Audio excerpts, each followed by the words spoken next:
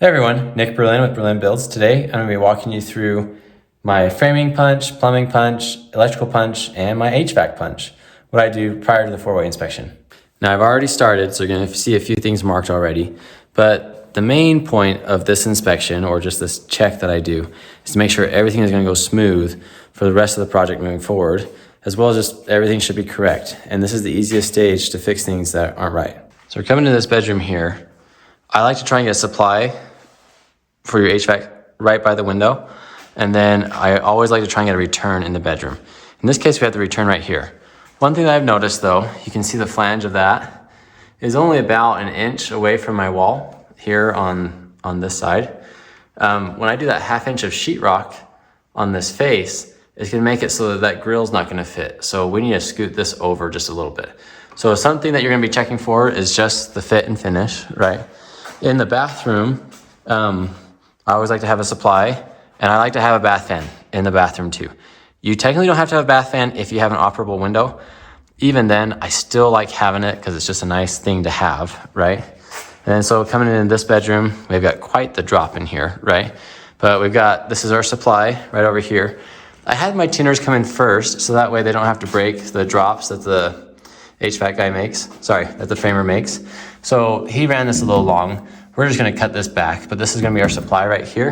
And we've got our return over here.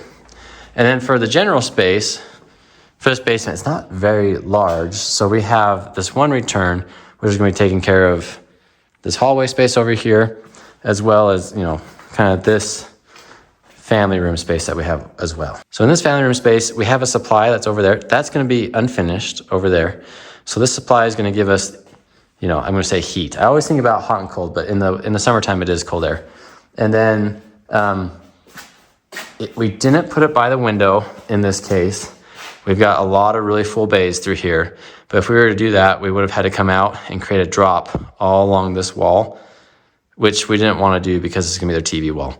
So that's why that one's over there. So another thing that I like to look for at this stage is I like to check up in your rim. So your rim is right here above the foundation wall. The space that you have where the floor joists are meeting the 3/4 inch OSB for the floor, that's your rim all along your foundation wall. A lot of times we'll get little holes where we have penetrations. I don't know if you can see, but this line set that we have, that's right, make sure I'm pointing right on the camera. This line set, let's see if I can get it on camera, but there is daylight sneaking through there. I don't know if I'm gonna catch it on the camera. It's pretty small. That's something that we wanna reseal. I've checked the rest of them on this one, haven't found anything. That's actually part of the reason why I removed the insulation in the rim, is to make sure there's no holes. I found a lot of holes, and one time there's on like a little cantilever out, they missed the soffit. So I pulled the insulation and I was just staring at gravel. So it's something to check and make sure that everything is going smooth. Another thing that you need to check for is your toilet flange. If you go to the center of it, the minimum code is it has to be 15 inches from the center to the tub, and 15 inches from the center to wherever your vanity is gonna be. So that's something that we always check with the plumber, right? So right now, if I run this out to center, we're like 53.5 inches, right? So if we take 15 inches off of that, oh crud, fast math here. 1, 2, 3, 4, 5. I've got about 38.5 inches of grace. We're planning on doing a 36-inch vanity here, so that's gonna work out just fine.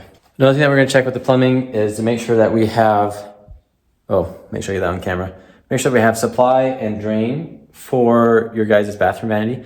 In Utah, depending on the city that you're in, not every city requires this, but some do. This is called a backflow valve preventer right here. So this is actually kind of in our wall. So what we're gonna do is this vanity is gonna set here, and we're actually gonna cut out the side panel of the vanity so we can access this. This is just a one-way flapper that makes it so that sewage can only go out, it can't come in. Let me know in the comments if you think they're a good thing or not. It's kind of a heated topic, so curious what you guys think. But anyways, we wanna make sure that we have everything that we need for the vanity and it's in the right spot. So if your sink is gonna be centered, make sure that all your stuff is centered. If you're gonna do a vanity that is a wall mount, then you need to make sure everything's coming out of the wall. This case, we've got our drain pipe here. We're gonna hide that in the toe kick of our cabinets. So we're gonna be doing a more traditional vanity that has a toe kick and all that kind of fun stuff. Another thing that we're gonna check is just to make sure, so like in this instance, we've got one of these fiberglass tub shower combos. We do these a lot in basements. They're very economical and they're just, I mean, they're little tanks. They're kind of bulletproof, so we love them. One thing that I like to do, and this is just a little thing that I like, is your standard height for your shower head to come off the floor is 6'10". Crud. I was really confident going into that. I'm pretty sure it's 6'10". Anyways, I usually cheat that about 4 inches higher, just because a lot of times I have tall clients, for one, but also I'm short. I'm only 5'7". I don't mind the shower head being up there a little bit higher. Makes it so it's nicer for me too. So the plumber doesn't charge me anymore. It's like an additional 4 inches of pipe. They will charge you more if you ask them to do it after, and they have to come and send someone out after this fact. That's something that you want to catch up front when you're meeting with your plumber. Another thing that you want to check with the plumbing is making sure that all of the drain stacks have nail plates on them. So you can see we have nail plates here at the top, as well as down here at the bottom. The theory is, you know, if the drain is recessed 1.25 inches into your wall or more, you don't need the nail plate. I mean, why not throw a nail plate on though? And then what I actually do, you can see I've actually got this, oh boy, you can see I've got this marked with red. That's to let my trim carpenter know to not put any nails there when he's doing the base. There's nothing worse than a nail in a drain stack, because you'll never know about it until you know about it, and it's too late to fix it the way it would have been nice and clean. It gets really messy really fast. So that's one drain stack that we have. We have another one that the builder kind of just stubbed right here. I think this was for the potential for the kitchenette. Anyways, it's just there living its best life. So we've got that one nail plated off. This one only had 2 main drain stacks in this basement. So you can even see on the back side of the bathroom, I've done some annotating too. You can see I just marked it with the red, giving my guy a heads up, hey, don't put nails there. Oftentimes we'll get that in a closet. And when we get it in a closet, I'll even write notes like, hey, no nails in this area, just to make sure that we don't put nails where they're not supposed to be. The water is gonna come into your basement wherever the builders decide to put it. A lot of times they try and pop it in a cold storage if you have that. That's not always the case.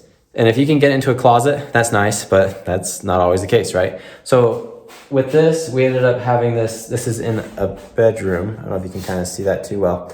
Zoom on this bedroom wall. So we're gonna have to create an access panel here. Just in case you're curious, let me walk you through what's going on here. This is where the water is coming in from the street, and then it goes up, and then they've actually got it, it's, you know, we've got 2 different lines here. This is where it's gonna go up and into the house. This is called your PRV, or pressure reducing valve. This reduces the water pressure from, you know, the street can vary. Your city and your water municipality are gonna vary, right? But typically the water pressure from the street is too high for your fixtures and appliances that you have in your house. This will usually reduce it to about 55 PSI, right around there. It is adjustable. Careful when you adjust it, you can really mess things up. Anyways, this is their main water shutoff for the house. And then when we come back here, this is pretty common in Utah. What we'll do is we have this line that's going out, and then it's going back out for the sprinkler system. So they've got where they can turn on and off their water for their sprinkler system right here, and then they can also drain out their sprinkler system right here.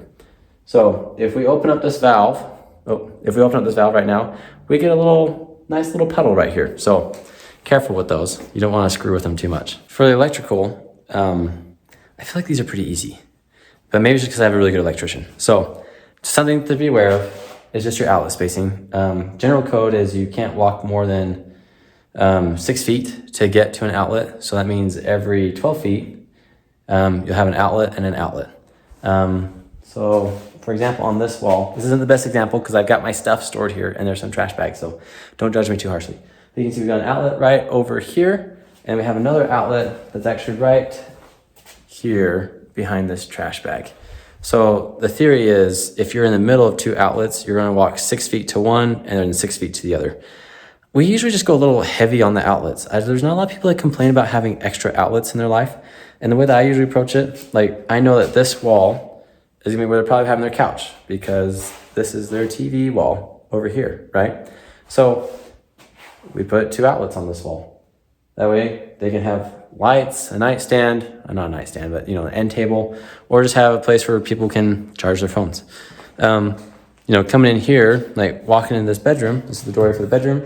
This is the light switch for the bedroom, right? We like to drop an outlet down below that because in a bedroom, the outlets are usually covered up with furniture and nightstands and stuff. So when you vacuum your bedroom, it's kind of hard to find outlet without pulling apart your furniture. So we just try and think through those different things. Another thing that we do, you can see we have can lights here. So this bedroom has 5 can lights. So you can see we've got, I don't know if you can, I don't know. I'm having a hard time with my camera today. I'm gonna switch it. All right, with the camera switched around, I feel like I can control this a little bit better. So we got 1, 2, 3, 4, 5 for this one. We kind of have this alcove right here. So I talked with the homeowner. This is kind of screaming as a spot for a desk. So we dropped an outlet right here, as well as a Cat 5, so they can do a hard internet plug-in. We just try and think through the space and make it so that it's gonna be usable in the end for the client. So we kind of ran into the same thing over here in this other bedroom. What we ended up doing is we have this little alcove right here. So we dropped an outlet and another Cat 5, and then we actually, so this bedroom has 4 cans, 1, 2, 3, and 4. Wow, my pointing's probably weird because I'm going back and forth between looking at the camera and real life. So we added another can right here, and we added a switch. And that way they can have a little reading area, or if they have a bookcase or whatever, this can be accent lighting for this room. So just little things like that. One thing that we do too, I'm just off on a tangent here, is we just try and find storage places too. So we're in this main hallway. This is where you come into the basement right there. We were like, well, why not have a little storage closet for games or linens right here? I think this will probably be more like a game closet, because we ended up doing a linen closet right here too. So right here, this will be a little linen closet for them. So we're gonna do some shelves. I would just say, try and think through your space and make it so that it is very usable for people that are gonna be living here. Going back to electrical stuff, I was on a little bit of a tangent. We actually have 8 lights that are gonna be in this room. You can't see them right now because we're gonna be doing wafer lights. So when we do wafer lights, the electrician, he pretty much just runs a loose wire through there, and then we'll cut them in after the drywall's done and after the paint's done. So our spacing, we actually wanted them low right here. Sorry, not low. We want them tight to the wall over here because he's gonna be doing some accent lighting on this wall for his TV. So we'll have the 2 right here, they'll be on a switch, and then we'll have 6 on another switch over here. Another thing that we just try and think through is just the ergonomics of your light switches. Put them in places that make sense. And usually it's okay to have an extra light switch for like the hall. So right here, we've got on the other side of this doorway, there's gonna be a light switch. I don't know if you can see the box. It's right here. So when you walk into this hallway, we're gonna have a switch right here. So that's how you're gonna turn that on. But if you're in this bedroom, you kind of need access to turn on that light switch too. So this is the light switch for the bedroom. Well, what about this bedroom? They need a light switch too. Anyway, so you can see we've got 3 different spots for hitting the switches for this hallway. Right here, these are the 2 switches for I'm gonna call it the theater room, the TV room, right? We're just trying to make things make sense. When it comes to electricians running their wires, so you can see that they've drilled these kind of on the back side of the stud. That way they don't have to do a nail plate right here, which is really smart. I love my electrician, and I'm not trying to rag on him. These things happen sometimes, but you can see when you go around this corner, we have a little oops. This wire, this is in the room. It needs to go back behind this stud right here. So this is one of those things that I'm gonna annotate for the electrician to come back and fix. When the inspector comes, I actually just show him all that stuff. I'm like, hey, just so you know I'm working on this. Makes the inspection go a lot smoother when he can see that you've actually looked at your stuff and he doesn't think that you're just trying to make him create a punch list for you. So there's a lot of different things I look for in the framing. Plumb, level, square, super important for framing. One thing that we also check is just to make sure all the studs are in plane, which means that you don't have one stud, like imagine you've got a stud here and a stud here and a stud here. They should all line up. If you have one stud that's kicked out to the side, you get this weird wave in your wall. And so I've actually found one over here. I'll show you. One way that you can check for that is just with a good straight edge. You can also do it with a string line. I like this technique. So what I'll do is I'll take my stud. Sometimes I use a 2x4. I'm using a 11 this time. And I'll put it on the wall. And see, I get alternate pressure on the right and the left. And you can see we're rocking right here. That means that this stud is bowed out. So what I'll do is I just make a note from my framer. I'll say bowed out. And I usually do a little arrow. Actually, here, I'll bring you over here so you can see everything I'm doing.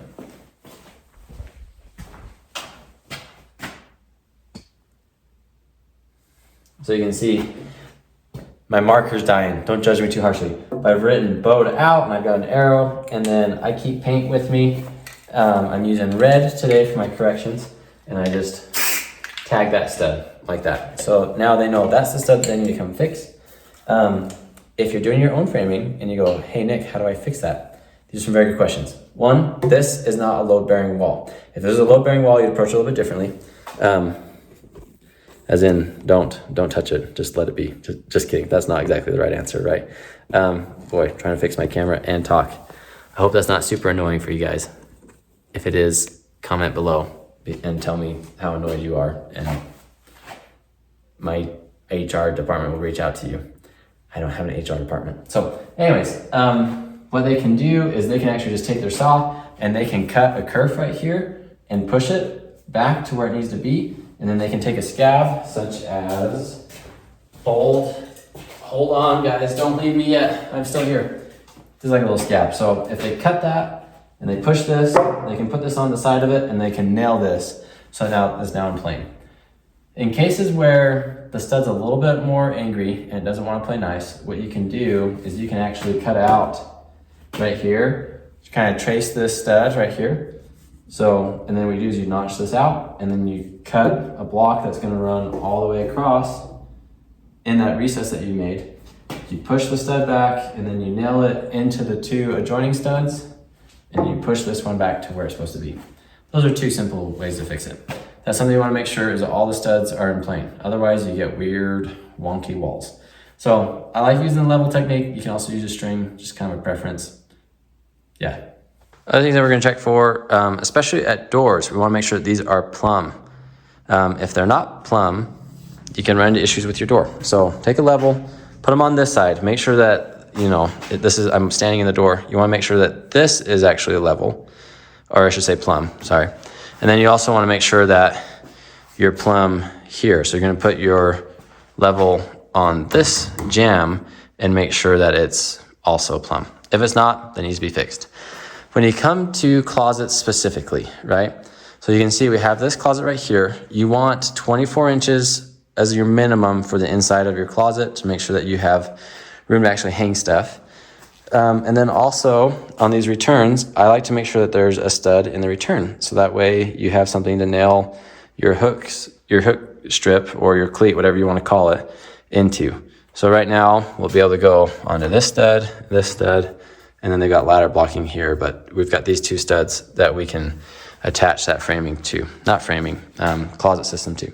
Same thing here, we're good.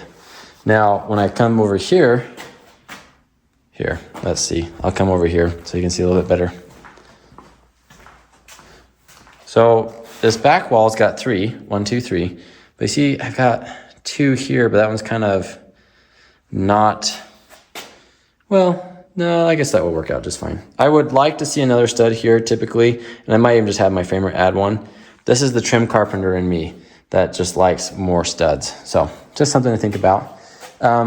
If you have a shower, so this isn't a shower per se, this is a tub shower combo. If you have a shower, you need shower pan blocking that goes all along, which is a 2x6 that's just gonna be tight to the floor, turned on its side. You're gonna run that all along there. That way if someone ever was to kick the sidewall, like they slip in the shower and they kick it, they don't ruin the whole shower system that you've got. Another thing that I'm gonna have my framer do, bless his heart, I told him to put some backing here for a TV and he gave me backing, but it's not how I wanted it. I wanted these turned sideways. So I'm gonna have him fill up this space just with some solid blocking, make it so when they're mounting their TV, it's a little bit easier. This room on the other side of this wall is unfinished. So you can see we've got a ring for a Smurf tube right here, and it's actually going through on the other side. He wants all of his TV goodies on that side of the wall. So that's what's going on there. Another thing that we check for is just drywall backing, right? So you can see right here, he's ran this ladder blocking right here. It makes it so he can tie his wall into it. But also when the sheetrocker is putting a sheet of sheetrock right here, he's got something that he can attach his screws to, so you don't just have a wiggly board right here. So you can see we have the same thing over there. That's one thing that you want to check. You can see my framer's done right here up at this corner, right there. You're just trying to think through, you know, where does the sheetrock go? Does the sheetrock have something to screw into? If it doesn't, you need to add blocking right there. I'm gonna talk to you guys a little bit about door openings right now. So I wanna make sure that this is level, this header right here, and you wanna make sure that this jamb is plumb. So I wanna make sure that the wall is plumb this way as well as this way, right? You don't want this thing to scissor weird on you. I want this to be a 4.0 double door, which is a 4 foot wide double door. And so you think, oh, it's gonna be 4 foot double door, it should frame at 48 inches. That's not correct. It should be framed at 50 inches. So we're gonna check this right here. You can see he went a little big, he's 15.25. That's okay. You want this to be framed 2 inches wider than what you want the door size to be. That gives you room for, you're gonna have your door slab, and then you have the jamb, and then you'll have your shims for adjusting for plumb. So just make sure you do that. If you do that wrong, you have to order different size doors. So even like this door that we have right here, right? He's got it framed at 32 inches wide, which is 2'8", which means I'm planning on putting a 2'6" door right there, or a 2'6" door. Now, we're in this weird drop that we have, right? Your standard door height in a basement is 6'8" tall for the slab. So right now, I'm at 6'9", which isn't quite tall enough for what we need. So I'm gonna order out custom doors that are gonna be this height. If you want, you can also just cut the doors down, depending on the door slab style that you have. You don't always wanna come down. I do have a video on how to do that. It's back in my trim carpentry days. So I'll put a link or something for that video if you're interested, but I usually just order the heights of doors that I want. Now I'm sure someone is gonna panic and say, there's no fire blocking. So let me walk you through what fire blocking looks like in my jurisdiction. So every 10 feet that you go, you need to have a stud that is attached to the side of your regular studs, and you slam it tight to the foundation wall and you fire foam it. Well, that sounds good, but where's yours, Nick? Well, I'm doing blown-in insulation on these walls, which counts as fire blocking where I am. Makes my life a lot easier.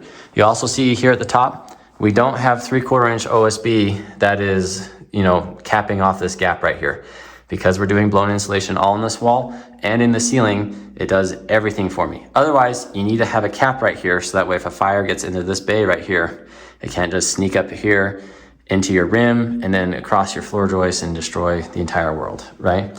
So these are just different things that you need to do. We're also doing fire blocking in our drop, right? My framer needs to add some fire blocking right here though. See where this wall, it can go up into my drop. So the inspector is gonna wanna see some fire blocking going across here. So that's a note that I'm having for my framer to come back and add that. So in the bathroom electrical, we have to have an outlet by the faucet. Oh, you can see my cut hand. I got that cleaning a shotgun. I was cleaning the barrel and I wasn't careful enough. So anyways, right here, we've got this outlet. I like this, you know, it's spaced off of the wall a little bit. Anyways, you have to have an outlet for your vanity area. And you can see we don't have a box up here for our vanity light. We just ran a wire and he's actually just got it, it's just chilling loose right here. I don't know if you can see that doesn't fully, like it's not going anywhere. That's because what he'll do is when we actually have the vanity set and they come to do their finish and we know right where that faucet is gonna be, he'll center the light exactly on where that's gonna be. So he'll just cut his box in after the fact. So that's why that this wire is kind of run loose. Kind of the same thing that we're doing with our wafer lights. Something else to be aware of is just make sure that everything is framed according to plan. Everything should be where you want it to be. So you're gonna be checking some different distances and measurements. If you don't check that, you might not have what you were wanting. So make sure that everything is how you want it to be on your plans. Another thing that I like to check is around these windows. I like to make sure that these sills are level and the sides of the window are also plumb. One thing that you'll find sometimes is that these windows are not put in straight. Sometimes these windows are put in crooked. That actually happened on my own house that I built. I missed it, but you know, what do? There's gonna be drapes there anyways, so you pick your battle sometimes, right? But that's one thing that you wanna make sure is that all of your reveals on this look right. I don't know if I was pointing at anything on the video. Make sure your reveals look right on this. So that's something that you wanna just double check. Another big thing to check here is that your drops are level.